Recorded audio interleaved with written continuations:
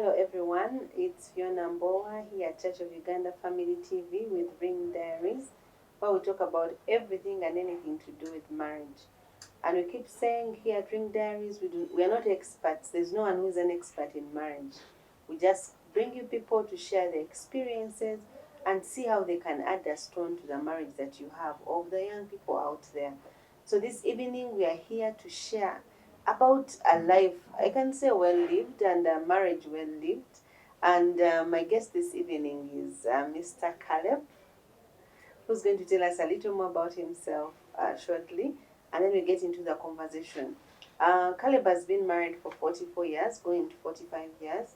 And this evening we just want to understand, one, how has he managed to be married for all those years and be able to say that his marriage is successful. You're very welcome. Thank you very much. Good evening, viewers. My name is Caleb Tukaikirizas. I am happily married to Edith Tukaikirizas, and God has blessed us with 5 children, 1 girl and 6 boys. And so far we have 12 grandchildren. Wow. And you're going to make 45 years in marriage? I am about in April. That's when I got married, to get 45 years in marriage. It's a long period, and I thank God for this 5 has brought us. And I happen to be an administrator. I work as a public servant in the office of the president. I've been in that office I started as another deputy RDC in Ruwero, Nakaseke there, and then I was promoted to full RDC from Chankwanzi to Karangala, to Karungu, to Sembabule. I'm now in Ibanda as RDC. Okay, thank you. But yeah, okay. So with all this, first of all, what comes to my mind is, throughout the 45 years, as you said, you come from one place to another and to another. How are you able to sustain this marriage with moving around? I thank God that I'm a believer. I'm born again. And not only born again on the mouth, on the lip service. I'm born again from inside. Okay. I'm happy. I know God and I serve Him. I am a trained evangelist. I was trained at Haggai Institute in Hawaii, in the United States of America. And when I left, I came back in 2005, 2006. I became a member of intercessors for Uganda. So I was rich in the word. But what I picked most, my favorite subject I enjoyed in Haggai was integrity. Integrity is to know God, to fear Him and walk in His ways, as it is written in Psalm 128.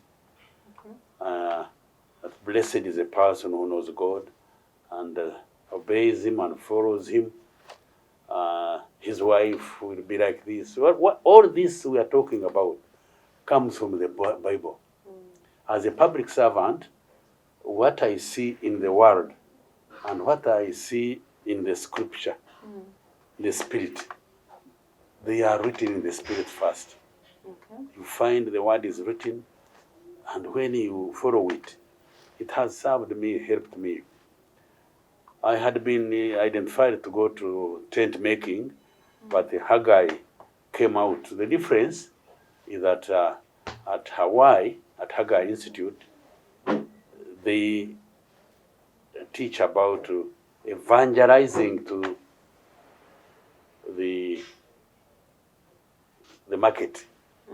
They are not specifying to Anglican, because when you read the book of James chapter 1, verse 27, it says the true religion, God our Father in heaven wants is this,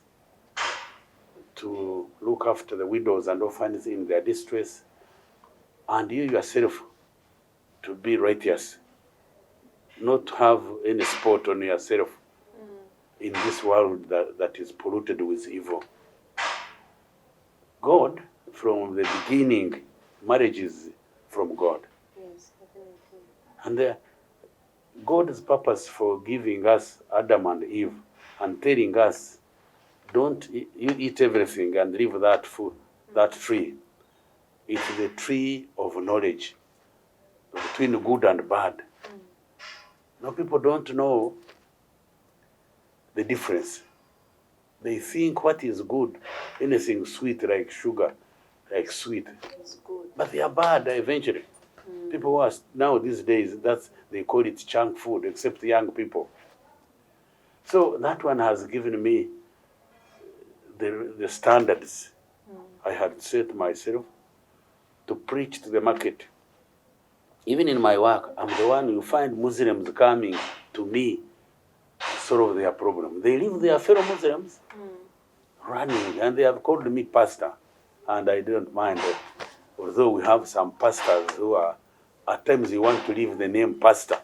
When you can find another name. Yes. That is what I'm trying to understand. Yeah. Yes, you are a spiritual man, and the Bible has guided you along these 44 years of marriage.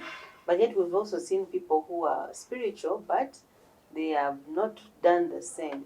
So what separates you? Now, the man has got three parts. Okay. The outer man, the way he is, Caleb, from the face, from the standard, the height. Then there is the soul. The soul is what the eye sees, and the mind wants to take it. Okay. I've seen Fiona. She looks beautiful. Yes, the eye is supposed to say so. The spirit will say, why don't you try her? That is the mind, the soul. But the spirit of these three people, the spirit who is inside, God, everybody has the spirit, but they don't know it. They don't know him, they sit on him. And that's God. God the Father, the Son, and the Spirit. So the spirit is always against what the eye, the outer man, and the soul are saying. They say, no, the spirit is righteous. So if people can know that there is God, can separate good from bad, and do what is good. Me, I made a covenant, an agreement with God. If people know that God is still is going to judge us at the end, whether he's coming or he's not coming, I took it for myself that he will come to judge us. Yes. The second coming of Jesus is to raise the dead and the living. They meet, and each one will account for his or her account for himself. So I put myself early enough. God, it's not me. God, the Spirit told me, through reading the Word, that there will be judgment at the end. And he will bring the memory line and say, Caleb, what did you do at there? So when I put myself in that perspective, I'm always fearing God. I fear God more than I fear my president. The president, I respect him, but I don't fear. If I am doing what he wants, why should I fear him?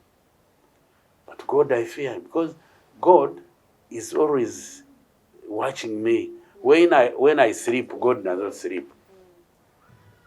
When I sleep, my president also sleeps. That's the difference. At one time, we are all asleep. Even his soldiers, at times, they sleep. Nobody can stay without sleeping, except God. So that's why I'm fearing God. And I should live to his standards. Not that I am perfect, that I will achieve it. I'm a man with blood and flesh. which can be tempted. Mm. Jesus was also tempted, but he remained God, overcame temptation. We as, again, the Bible is telling us you sin knowingly and unknowingly. You may be provoked by your child or your wife, and you lose temper. You get annoyed. But good enough, God also allows. Don't allow anger. Go to bed when you're still hungry. Yes, to end. So he has given us allowance for where we can. So perfection may not be 100%. But you strive at least. Strive. So minus integrity, Mr. Caleb, what other things have helped you sustain a marriage for the 44 years? I used to preach to people, stuck at weddings of the young people, and I must have got it from others that marriage is like eating a sugar cane. Okay. A sugar cane, starting from the top where it is young, not sweet. You eat it, and you continue eating it. And when you don't have lust, you don't have hunger for other women. To me, I value my wife as the best woman on earth. I don't care whether you are beautiful, you are glittering. You are not glittering for me. For me, you're not for me. Unless I want to wish to go and sleep with you. If God, young man, old man at our age, gave you Edith, and you made a covenant before God in public, and gave you a ring, and you reflect on that ring, then that is, and you always say, in sickness, in good, and in bad, in riches, in poverty, this is the woman. And if you also connect it with, there will be accountability. Then why should I? Even if she's, why do you? The woman has given you children. You have been together. Why do you? And you have declared yourself, again, Matthew 6:23 says, seek ye first. Now, that is the foundation. God is the foundation. Once you build your foundation, your house, your life, your marriage on that foundation, even if the wind comes, the storm, the COVID, that marriage will stand. No wind will throw it away. Provocation, what made me more of staying my marriage stand is that the man is the head of the family. Okay. The man is the provider. The man is the protector. Is the pastor. Is the preacher. And you should walk the talk. That's what is in integrity. You should be a role model. The others should learn from you. And that's what I feel we should do. Set your standards, don't lower them. Make sure whatever comes, that even if you get a job, as another DC, I've been given some powers. The powers is that I'm the chairman of security. I have an escort. And the chairman of security, the DPC, the police, the DSO, even UPDF, they salute me. Okay. And I handle land matters, family conflicts, fights in the family, but what has served me is that power, I do not misuse it. I use it to be example. They say respect is earned. You don't demand it. That I am RDC, why don't you salute me? I am the husband, don't you know? If you are a husband, what do husband do? Why? If you are providing food, you are coming with bread, then why should your wife run quarrel? Maybe where they raise demand, excessive demand, I want this, which is very costly, I want a house like someone, so she can easily cause you to steal. Yes, that's true. Again, I have tried to analyze the causes of marriage failure is alcohol. Alcohol leads to marriage failure. When you are you don't go to the bar with your wife. Your wife will leave at home. And when you have the group and you see others doing this, and when you are drunk, the minds are different. There are some people, when they are sober, they are dumb. Very quiet. Quiet. Then they taste a little. Let them taste. Don't call it a little. Okay, let them take something. You find they're different.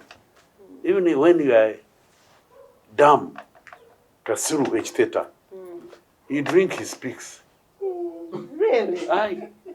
I have heard somebody who says after getting hungry, he gets a problem, instead of solving, yes, let me drink it for you. And they do it.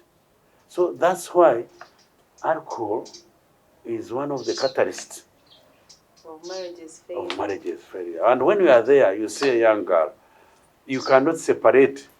When you have been, that's why you see people stumbling. If you are sober, you walk straight. But when you are drunk, you can't.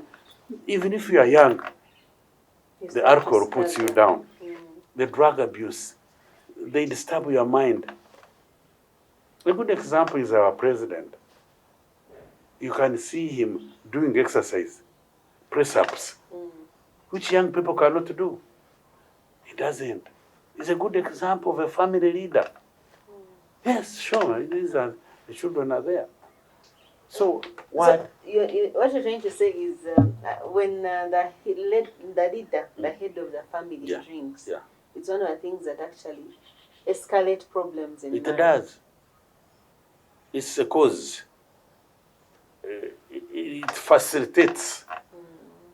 They were saying some people, there's a young man who was killed by his wife, I think Katanga or something.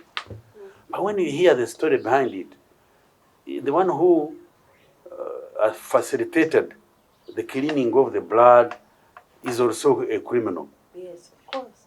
So alcohol is a criminal, number one. It facilitates marriage failure.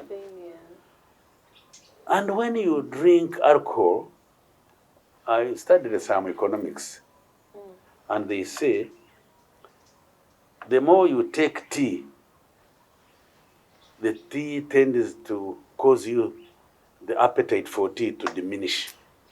The law of diminishing returns. But when you take alcohol, the more you take, the more you want. It goes against the law. It is against the law. It appreciates alcohol. So my fellow viewers, alcohol, let's watch it. Drug abuse, it destabilizes families. It begins with, I liked last Sunday Archbishop talking about ladies who put on clothes. When we think it is done here, he said, no, this is the style. It is a style. It is damage. And he preached, the Archbishop, that once you know that you are a man, you want to marry, don't marry that girl. Because when she's damaged here, it means even the brain is damaged. That's a little damage. Even the behind may be damaged. Anyway, we were enjoying that. So alcohol damages. Damages. Okay. Drug abuse damages. So in marriage, I have witnessed it like sugar. I'm no longer hungry for another woman. My wife is my wife. It is yours. Marriage, this lower part of sugar cane is sweet. the more you stay. Be patient. Take that sugar from sugar cane from up. However not sweet it is, Yes. hanging there, continue. Yeah. Yes. Okay. And as it goes down, you will hear the sweetness. Oh. Yeah. So interesting. I'd actually never thought about alcohol as something that plays around with marriage. So we talked about integrity. We talked about the commitment and God in all this. The fear of God. The fear of God that should drive us. And now we get to alcohol. That I hadn't actually thought about. What other things have actually facilitated the right track of your marriage? Satisfaction. I'm contented. I know there are many demands outside the world. You see somebody driving a good car, another one has a better house and compound,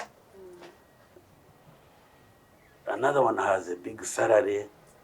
But God, if God gives you what He has given you, if we can be satisfied with what God has given us, that if I am alive, it is more important than a man with riches, a lot of money, but when he's dead, is he? It's useless. So we should thank God that He has given us life. Then the rest are adding on. So should be content. That is the word. That satisfied, contented. And I think that helps us to understand. Yeah.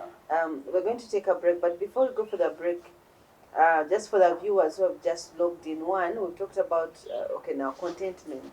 I think we need to be content with what we have. If God has given you that wife, she's yours. Be content. If you see other beautiful wives, they're not yours, they're for someone else. And then let's have integrity in our relationships. And we're going to continue sharing this with Mr. Caleb after the break. So don't go away. I'm Fiona Mbowa here at Church of Uganda Family TV with Ring Diaries. Welcome back. This is Fiona Mbowa here at Ring Diaries with at Church of Uganda Family TV, and we're talking about marriage and the marriage of 44 years in marriage. And with me is Mr. Caleb, who has been sharing with us all the things that have sustained him up to 44 years.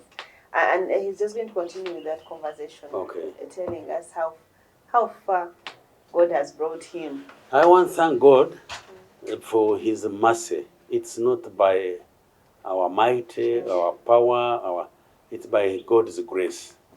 Because very many have been called, a few have sustained it. Yes. So once you know God, don't pretend. In integrity, which I was talking about, it is when you have integrity and walk the talk, practice what you preach, then that integrity upholds. But when you say, I am this, and then at night you do the opposite, that is hypocrisy, the opposite of integrity. So let's walk the talk, let's practice what we preach, mean what we do.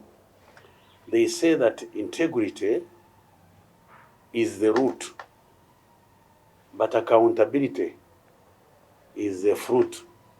Okay, integrity is the root, accountability is the fruit. When you see a tree bearing a fruit, which is sweet, the fruit gets the food from the root. From the root, that's true. So if somebody is accountable, knows that he must have integrity. I want to emphasize integrity. Read about integrity and walk it. It's deep. I always preach to young freshers at Makerere. When Dr. Mirungi Yesu was at Chambogo, he used to call me to talk about political integrity. Politics is not bad. But is there integrity in it? No. It is the players who are bad. It's like religion. Somebody can say Anglicans, they are bad. Pentecostals are bad.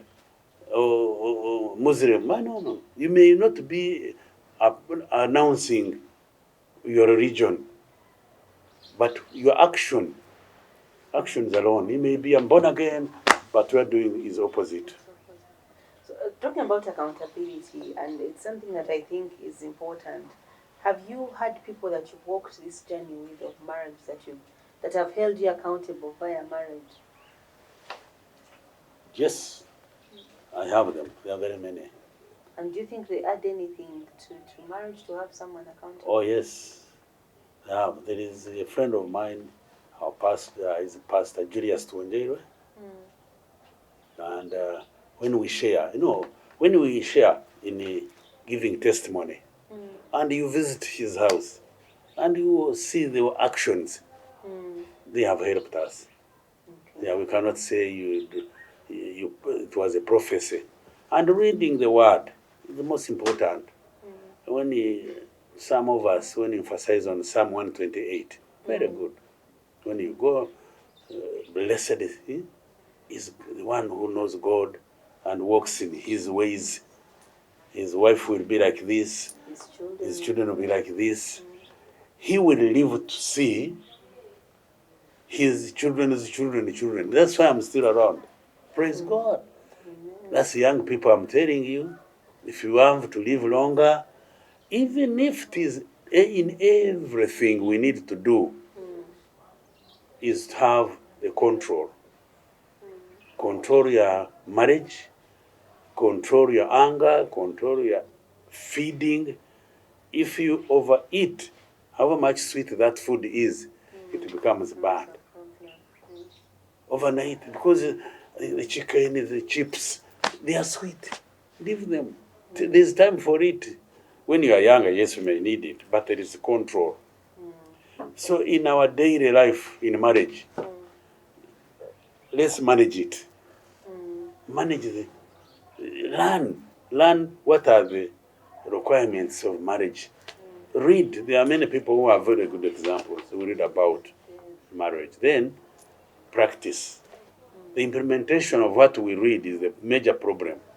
It's not the reading and having all this knowledge, but how are you? Even in government, they have a lot of good policies, but eventually those policies remain on table, in drawers, if not put into action. So, Mr. Caleb, for the young people out there that are maybe struggling with marriage, because most people are struggling with marriage, especially the young generation, what advice do you give them on how to handle their marriages? I want to advise them that we should use our ears to hear what God is saying about marriage, what other people have seen. Then use your heart to listen. There are two words. Use the ears to hear, Yeah. And the heart to listen. Yes. Okay. When you are in a class or in a church, and the pastor or the reverend or vicar or the archbishop or bishop is preaching, many people are listening, are hearing rather. They're using the ears. But they are not listening. Their minds are outside. When can he finish preaching? They have an appointment outside. In a class, when you are attentive, you follow, you hear what he... That's when I was studying. I never used to miss a class. There were some teachers whom you enjoy listening to. Yes, you don't want to read the minutes, the notes only. You want to hear action, the body language. That's listening. But young people, don't hear and listen. Listen, be attentive. To listen is to be attentive and keep at heart. Psalm 119, verse 11, it says that, "Oh God, that I may keep your word, that I may not sin against you." I wish that word, when you are listening, you keep it at heart.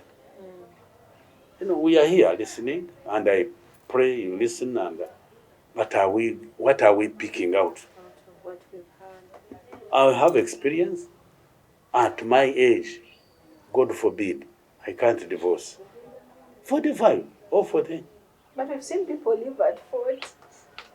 By the way, Yes. there is an old man, an old woman of 109 years who killed her husband of 110. Why? Why can't you just let the nature take its course? Yes. Most people want to think that marriage is a sex. In integrity, we learned how to check a person of integrity. Okay. One, there were three. They are, not they were. There. One is that when you get power, if you're born again, tomorrow they appoint you RDC, you have power. Will you maintain the standard of salvation? When you get money, you swell. They were telling us there is a lady treasurer of the NRM, Ondo, she's ambassador. In her house, the police stole 2.2 billion. And when they got the thieves, the money was too much for them. They started spreading it. It became a problem. So when you have integrity and you get money, do you remain? How do you act? And the third one is sex. When you get money, you have your wife, Edith, and there comes Fiona. Do you maintain Edith? Edith now becomes right. You need someone who wants the money that you've got. Exactly. That's how we measure integrity. 3, power, money, and sex. So, no, but now, Mr. Caleb, you've had all these things. Yeah. I think that goes back to where we started from. You've had these things. You've had the money. You've had the power. How are you able to resist the urge to just say, yes, I know God is there, but how have you managed to? As I said, I made a covenant, an agreement with God that I will not sin against Him. I will not sin against my wife. I will not sin against my president by being corrupt.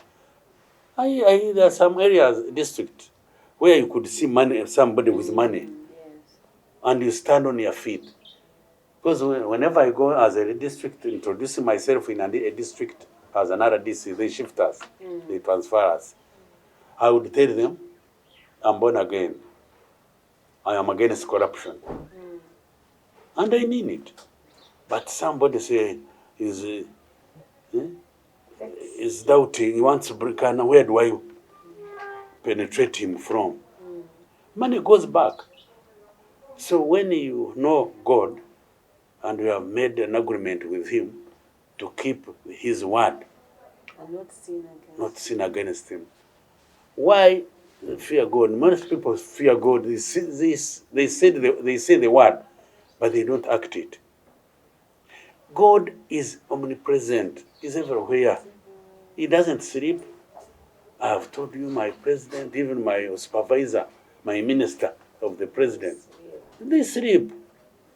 So to you get satisfied with what God has given you. He will add. Thank you very much, Mr. Caleb.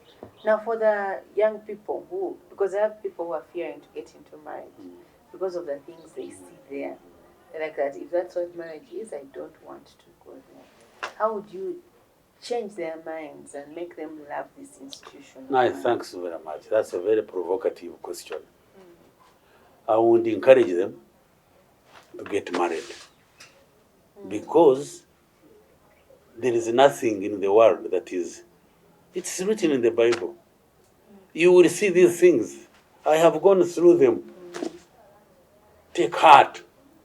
And you will not leave you. Marriage, don't fear it. When you fear, you will never stand. You will never be successful.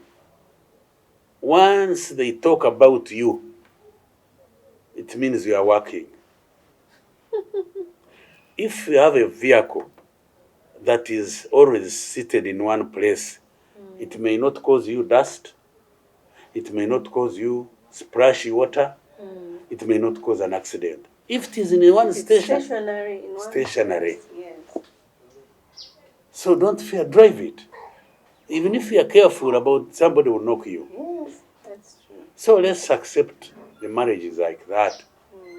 And if you want to test your leadership, leadership begins with yourself.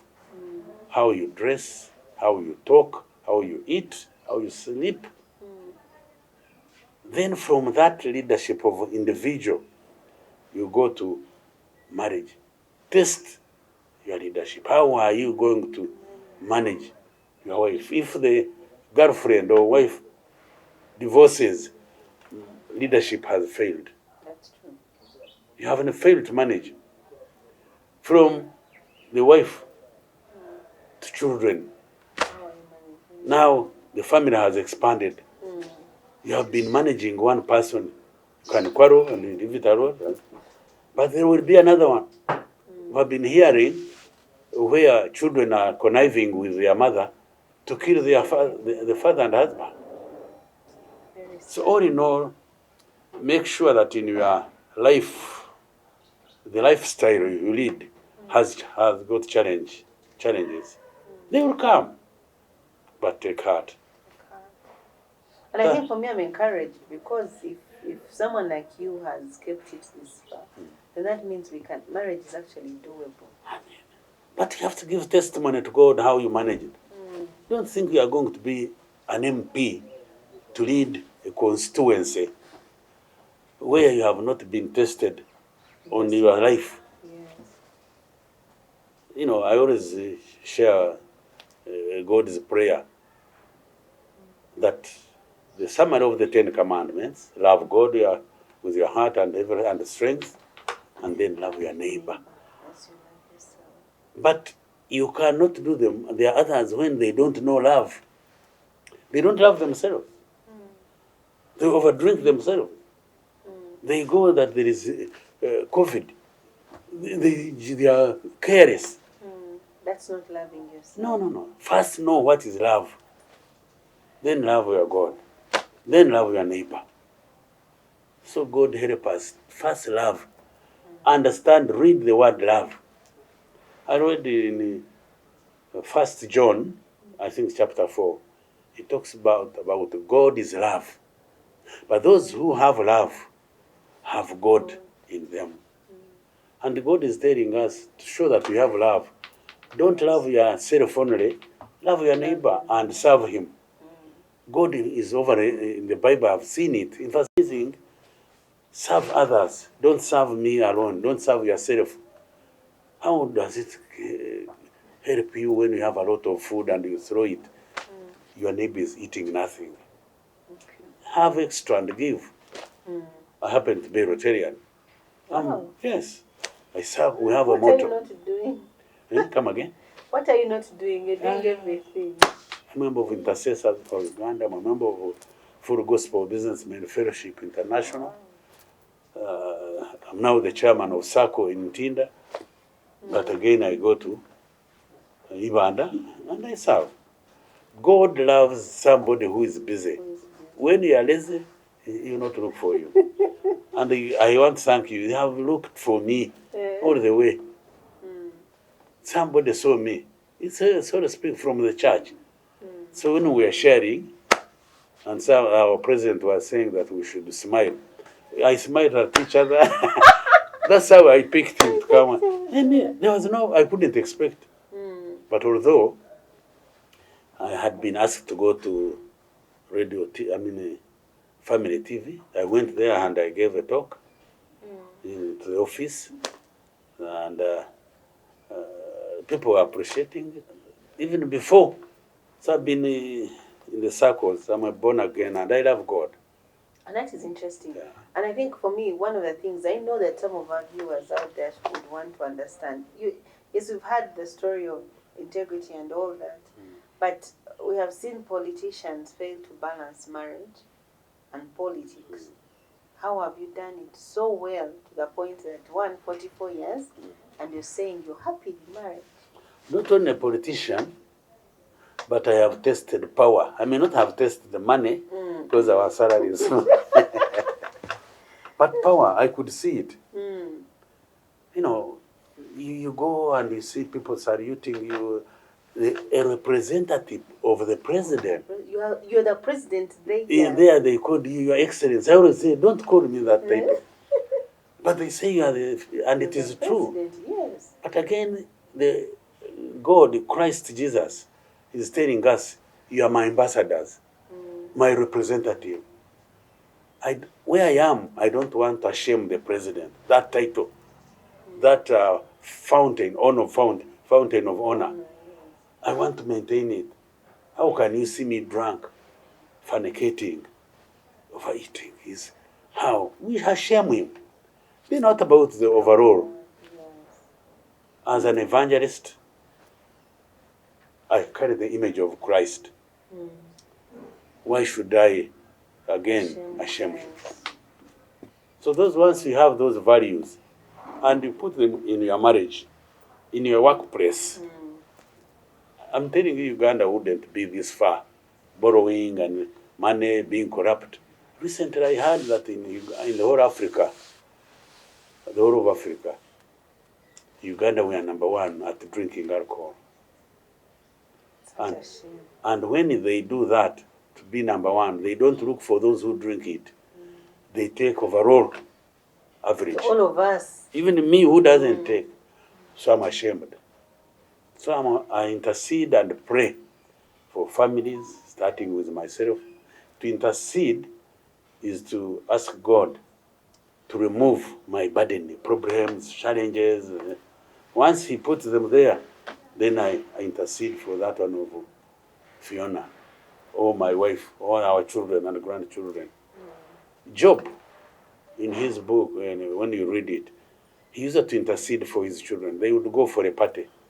And he'd offer sacrifice. And he goes down on his knees. God, my children may sin. I stand in the gap. And when God, to test a man of integrity, was Job again in chapter 1, verse 8. He says that God found Satan with Job. I said, what do you want with my son? God, what do you want about Job? So God answered the devil that Job had 4 values. 1 is blameless. 2, he fears God. 3 is upright. And the 3rd one, he shuns, he hates evil. Let's hate evil in our marriage, young people. Let's hate the world. Yes, we're in the world. But we're not of the world. Let's be of something. Let's have faith. Let's have hope that yes, Christ will come. And when these things are written, I happen to have gone to Israel to know what was written in the Bible. Is it true? I saw it. I went and saw from Egypt. I climbed the Mount Sinai. I went, then we go through the Red Sea. What is in Israel is true. So what was written in the Bible is not, don't think that is a lie. It's not just stories. It's not a story. So what was written in the Bible? God breathed it through some people so that we keep it. That's how we see God. The more you read the Bible, the song we sing, that read your Bible every day if you want to do what? To grow. People don't grow in salvation. Very many people are hypocrites in salvation. God searches the heart. For us, we see the outside, the beauty, everything, the riches. God says how you go to that house. But at the end of the day, he says no one is perfect. Yes. That if we say we have no sins, Then we'll lie. but the right person is the one who repents, knows his mistakes, stops it. So regardless of how far we've fallen in our marriages, Yes. we need to repent Yeah. and go back to the basics Yes. of marriage. What is what God has put together, That's no man. unless somebody dies. So we should stick to that. People don't fear marriage. Marriage is okay. If you fear marriage, then you are going to fear everything, because they are there. The challenges are there. Those who are in the members of parliament, they have loans, and people are fighting for that post. So when people fight, they should also fight for marriage, Exactly. regardless of the problems that are there. And marriage is not for sex only.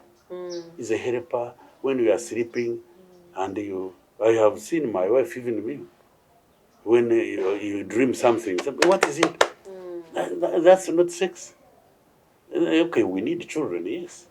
But if it is God, if God has blessed it, we need to live together. Wow. Thank you very much, Mr. Caleb. And as we come to a conclusion, I think you talked to the young people and the people who are married, but just give them your concluding remarks of if they were to take anything out of this conversation, what would be those things that you want them to take out of it? Allow me thank you, Family TV, for this educative. You know, the Bible is saying that my people are going to perish. Because of lack of. But then how can they know? Unless they are taught. Unless they are taught by those who know. So my message, I am speaking, we may call it theory, but I'm speaking practice. I have my wife. I'm sorry she has not, had you told me, she would be here. My children have grown, they have their families. Every first week or Sunday of every month, we have what we call family altar. We rotate in my family, children who have married and have their families. Those 12 grandchildren. We go through them and we teach them how to live a family, godly life. And again, we have a lot of challenges in our country, and I am interceding. When you hear that Christianity came from the British and the missionaries to Africa, and now the British are going to homosexuality, I don't know where they are. There is something lacking. You cannot say there is no God. When scientists have gone above and found out that man did not evolve, it was created by God. So, my concluding remarks is that let's turn back to God. Everything, whatever we do, commit them to your God. I think it is in Proverbs.